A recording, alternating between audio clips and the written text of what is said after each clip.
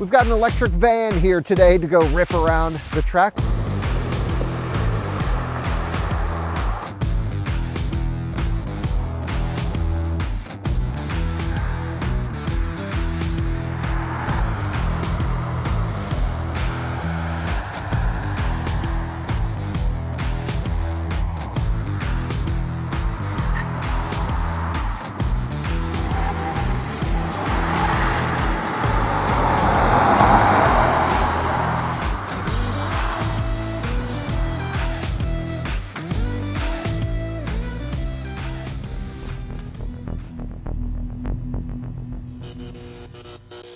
Volkswagen has sent us an ID Buzz, and this is the spicy 4Motion all-wheel drive model. In this video, I'm going to walk you through the performance features of the Volkswagen ID Buzz.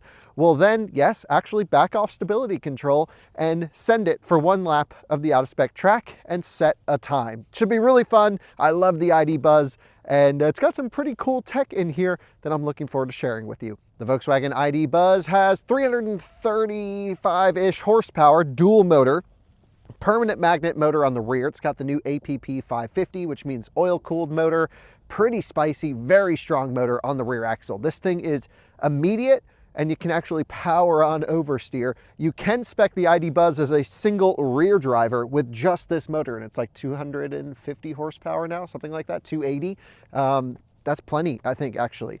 However, there's not much range penalty when you get the all-wheel drive model, and that's because this is the induction motor from Magna on the front end, and it's a pretty nice motor. I mean, it's there just as a helper. So in total, this is sort of the secondary axle, the rear is the primary axle, which means it's primarily rear drive, which is awesome, even though this is the all-wheel drive model. Now it weighs quite a bit, it's like 6,000 and a bit pounds. So it's going to be really funny, and you can see how tall it is. It's a really tall one, which will be interesting to see how it feels going around corners. There's not much room for the suspension to work, and there's not much going on with the suspension. It's sort of a passive system, no adaptive damper, no air suspension, nothing like that. But one thing we do have in our favor is all the weight is down low in the 86 kilowatt hour usable battery pack. It's 91 kilowatt hours gross, and it's just a fun vehicle. This is really going to be a performance review just to make sure that it can handle its own weight and height mostly. Interestingly, from a braking package, come on over back here, this one uses drum brakes in the back. You won't be able to see them past the wheel covers, but it's built on the MEB platform. So again, drums in the rear, discs up front. That'll be interesting to see how it feels on track. And surprisingly, the MEB platform cars are the only vehicles, maybe ever, that do brake pace torque vectoring through drum brakes on the back, which means if you're coming out of a corner, it's going to squeeze the inside brake on the rear a little bit to try and push the power to the outside.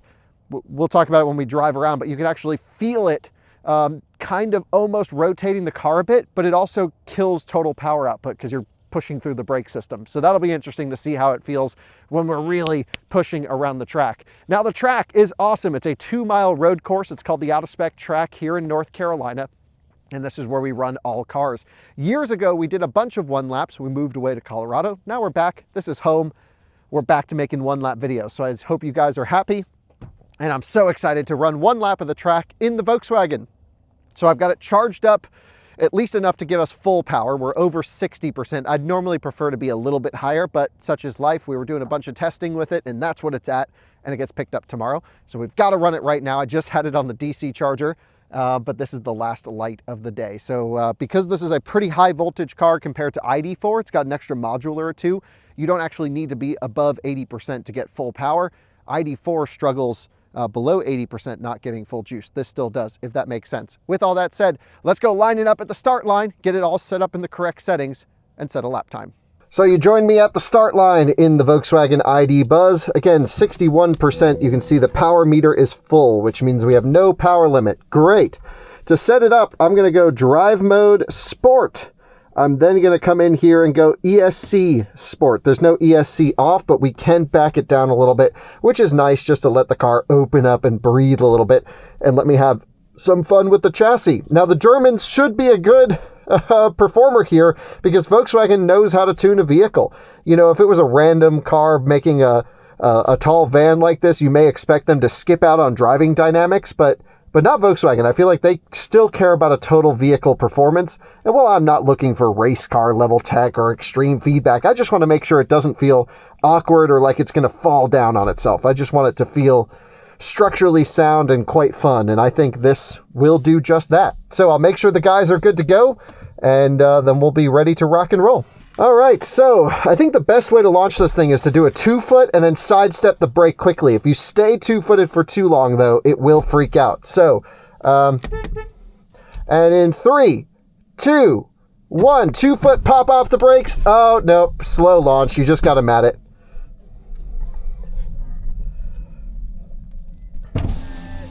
Can you line me up on the bar? Yeah, you were exactly on the line. Oh, okay. Stop. You're right there. Good? Yeah. Okay. We'll run B mode for braking, for a little off-throttle regen. That kind of can help get the weight on the nose. And now I'm just going to mat it. Let's make sure ESC is still in sport. So in 3, 2, 1, go! Oh, hard launch. It absolutely boogies. It gives everything to about 50, and then it just holds this flat power output. But look, it's still pulling along nicely.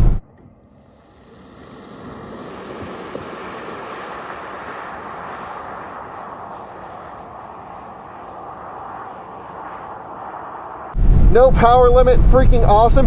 Little dab of brake right here at the end of the straightaway. Whoa, it's a little heavy, but she'll get turned in.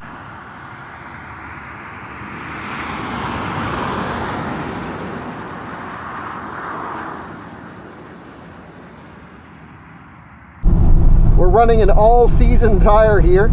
Nothing crazy. I'm matted all the way through the corner and standing on the brakes. Let's get this Big Bertha turned. Let's use that rear torque vectoring in the back. I can feel it doing some stuff.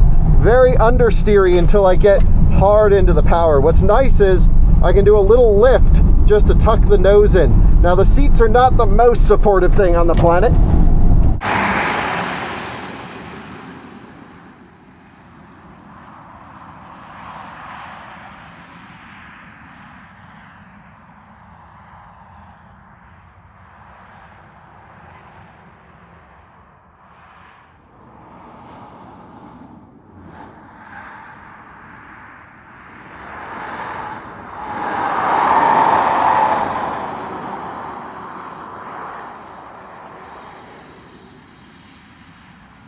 And I'm kind of working that front tire hard, but we are matted through here. Just keeping it on the edge of tire wherever we can go. Come on, baby, turn. Using every bit of runway we have. I'm matted through the corner. Oh, yeah. You know what? It doesn't feel like it's going to tip or anything like that at all. Feels great, actually. Just selecting a position and I'm absolutely pinned. I feel a little bit of overheat power limit, which is something I've noticed on this car if you're really, really hard on it for a while. Just a tiny bit coming in there.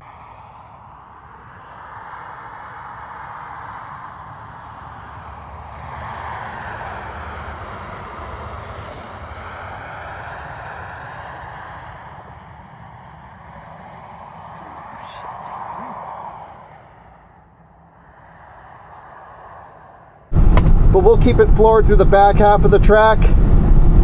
I think it's probably just overheating the inverter. We don't even need to brake coming in through here. Oh, big ESP hit. I kind of threw it in a little hard. Full ABS brakes. Come on, baby, get turned, get turned.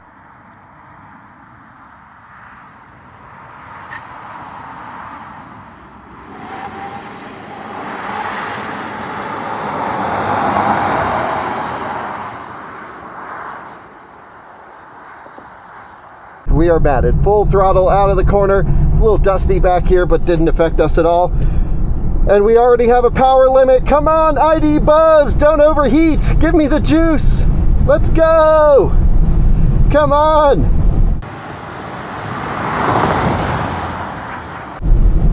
80, 81 past the start finish and into regen. Just a bigger and bigger power limit as we went there. Whoa. That was pretty fun, actually. So, you know, from a chassis standpoint, it feels totally set up for this. Naturally, it likes to understeer. As you go through corners, it just pushes. You can put in a little more. If it tends to wash, lift the accelerator pedal, it tucks right in. It doesn't do anything weird, anything obnoxious. It doesn't feel stressed at all. The brakes, the pedal itself under normal daily driving, it's a little bit weird and a little long, but when you build up enough pressure in emergency braking, the pedal actually firms right up and you have great ABS feedback. Also, a fantastic turning radius. So I am honestly pretty impressed, other than the power limitation on the acceleration due to temperature. You can see our power meters already starting to come back to almost full power. Really fun in the Buzz. I mean, if you're on a back road or you got to get your kids somewhere quick, this is just an easy, safe car to push. And I think that's what it needed. And a couple times, like if you really get it moving around, you can get a little bit of lift off oversteer. Like for example, if I come in here and you're not super hard on it, yeah, you can see it washes the front out if it does anything weird, but I can kind of lean it in and it wants to rotate, which is kind of fun. So there's our one lap in the ID Buzz. I like the dynamics. I just wish there was ESC off, but it's not needed for a car like this. It's safe, it's predictable, it feels under stressed, needs better thermals. Okay. I would like to know the time, please. What do you think the time was? Slower than it should have been. We were overheating, so it wasn't giving me power down the back straight. Okay. Do you think you were over or under 2 minutes? Oh, it was not under 2 minutes. How much was it? 157.87. 157, under 2 minutes. Yes.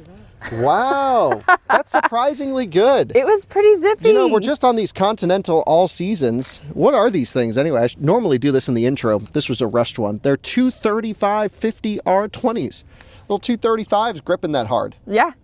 It's a nicely balanced van. It doesn't feel crazy top heavy or anything. You can tell ESP doesn't want it to rotate too much. I don't know if you could see the front washout when I came in here. Oh, you could. Yeah, just whoop.